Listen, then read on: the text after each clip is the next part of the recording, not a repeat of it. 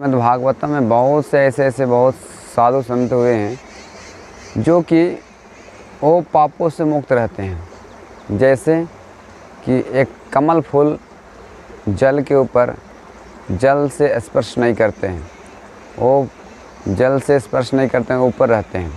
उसी प्रकार से जो कृष्ण भावना भावित हैं या साधु संत हैं जो भगवान श्री कृष्ण के भक्ति में लीन रहते हैं, हमेशा वो पापों से मुक्त रहते हैं। और अलग अलग भगवान ने कृपा करने के लिए अलग अलग विधि विधान दिए हैं। तो भगवान के अनेक प्रकार से कृपा करते हैं। जैसे श्री जगन्नाथ पुरी के धाम है, उसकी महिमा है उनकी जगन्नाथ जी का प्रसाद खाने का। सिर्फ जगन्नाथ के प्रसाद खाने से लोग सारे पापों से मुक्त हो जाते हैं और भगवान के धाम जाते हैं।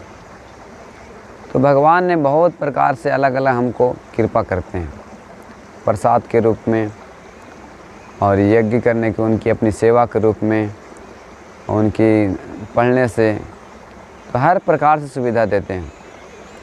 एक तालाब था, उसमें साधु संत प्रसाद लेने के बाद हाथ धोने गए थे। तो उस हाथ धोने के बाद वो कुछ चावल के दाने बच गए थे। तो एक मछली ने उस चावल के दाने जुठन उच्छिष्ट साधुओं को उच्छिष्ट खा लिया। तो उससे क्या हुआ, वो मछली तुरंत 4 भुज में हो गया। 4 भुजा होने के बाद में फिर भगवान के धाम से, वैकुंठ धाम से विमान आया और विमान में बैठकर भगवान के धाम चला गया। तो ये प्रसाद की महिमा है।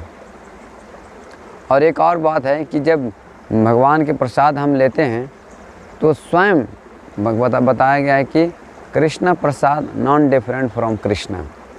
जो कृष्ण प्रसाद है वो भगवान से अलग नहीं है।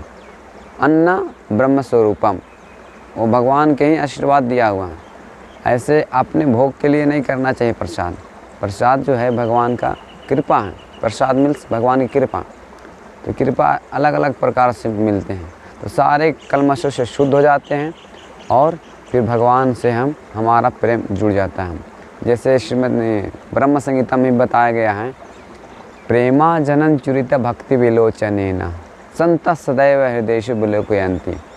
तो हमेशा जो प्रेमांजन, उनके आँखों में अंजन, जैसे काजल लगाते हैं हम लोग, तो अपने आँखों में वो प्रेम के अंजन लगा चुके हैं। जो साधु संत हैं, जो कृष्ण भावना भावित हो चुके हैं, वो प्रेम का अंजन लगा लिए हैं। तो जो भी कार्य करते हैं वो भगवान की प्रसन्नता के लिए और भक्तों की प्रसन्नता के लिए वो हमेशा करते हैं। जैसे समझ लीजिए, यज्ञ के मतलब ये मत समझिए कि हवन देते हैं, कुंड होते हैं, उसको यज्ञ कहते हैं। नहीं, यज्ञ का मतलब है कि भगवान की प्रसन्नता के लिए कार्य किया गया और भगवान के भक्तों का प्रसन्नता के लिए कार्य किया गया, वो यज्ञ कहलाता है। तो यज्ञ अलग अलग प्रकार से हो सकते हैं। जैसे अभी पिछले बार बताया था कि यज्ञ अभी संकीर्तन यज्ञ कहलाता है। संकीर्तन यज्ञ अब कलयुग में है। तो कलयुग में भगवान श्री कृष्ण कली काले नाम रूपे कृष्णावतार। तो कृष्ण जो है कलयुग में नाम के रूप में अवतार लिए हैं। हरे कृष्णा कृष्ण कृष्ण हरे हरे, हरे राम राम राम हरे हरे। जैसे महाराज युधिष्ठिर के समय में देवता साक्षात भोग लेने के लिए आते थे। जैसे यज्ञ करते थे तो उसमें देवता लोग आते थे भोग उठाने। भगवान के जब प्रसाद होते हैं उसमें भगवान के प्रसाद होने के पहले भगवान को दिया जाता है और भगवान के प्रसाद लेने के बाद फिर उच्छिष्ट बचता है तो सारे देवी देवताओं को बांटा जाता था। तो उस प्रकार से देवी देवताओं को बांटा जाता था। तो साक्षात द्वापर युग में आते थे। तो उस समय, अभी कलयुग में देवी देवता हम लोग नज़र नहीं आते हैं, लेकिन इस समय नहीं आते हैं। क्यों? क्योंकि कलयुग में सारे बताया गया, कलो दोषो निधे राजन, सारे कलयुग जो है दोषों का सागर है। तो इस प्रकार से एक ही गुण है भगवान का नाम का, कृष्ण व कृष्ण से मुक्त संगत परम वर्जित। तो भगवान के नाम का जप करने से पाप से हम रहित हो सकते हैं। और इस श्लोक में जो अभी बताने जा रहा हूँ, जिस पे चर्चा कर रहे हैं, यज्ञ शिष्टासिना संतो मुच्यन्ते सर्व किल विषय। तो जो भगवान के जो भक्त होते हैं हमेशा कलमश से मुक्त हो जाते हैं, जो कृष्ण भावना भावित होते हैं। साधु संत जो ऐसा सफरन और दाढ़ी ऐसे बना लिए, वो साधु संत नहीं। जो कृष्ण भावना भावित है उसको ही साधु कहा गया है।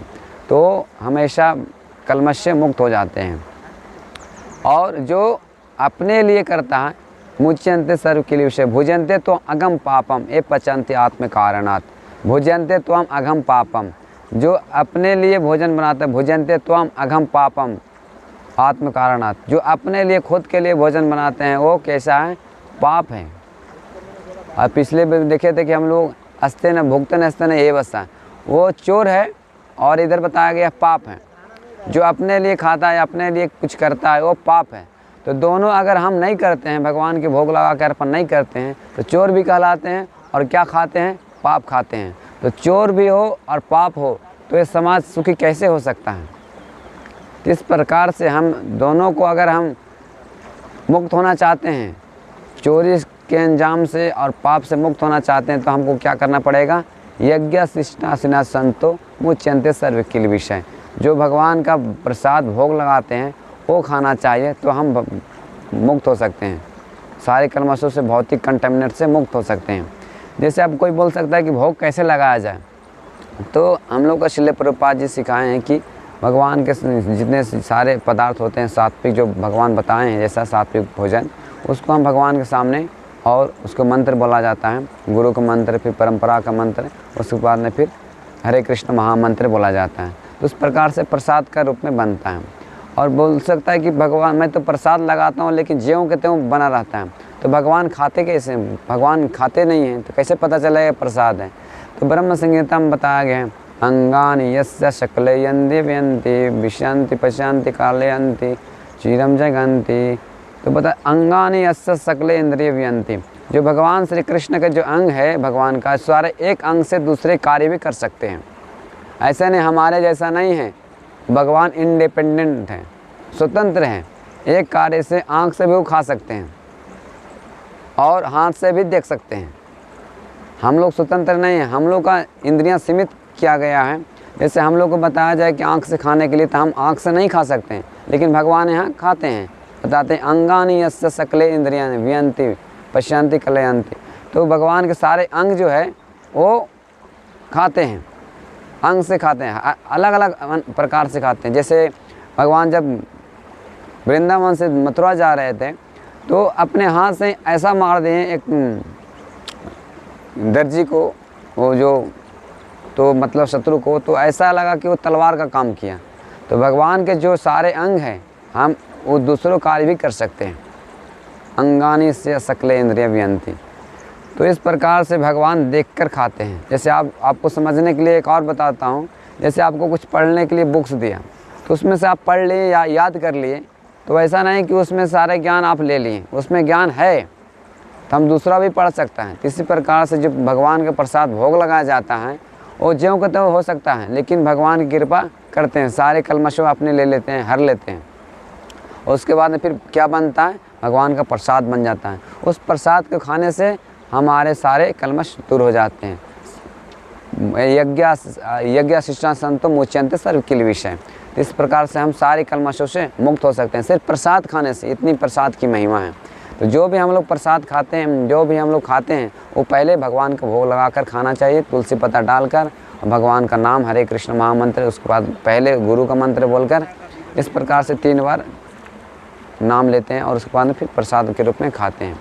आज पूरे इस्कॉन टेम्पल में आप पूरे विश्व भर में सुनते होंगे कि प्रसाद बहुत फेमस है, कीर्तन है और भगवान का श्रृंगार बहुत फेमस है। इस प्रकार से हम लोग प्रसाद भगवान दिए हैं। हर प्रकार से प्रकृति के नेचर, अभी जो बैठा हूँ ये प्रकृति का ही बसा हुआ है, नासिक डिस्ट्रिक्ट में महाराष्ट्र में आता है।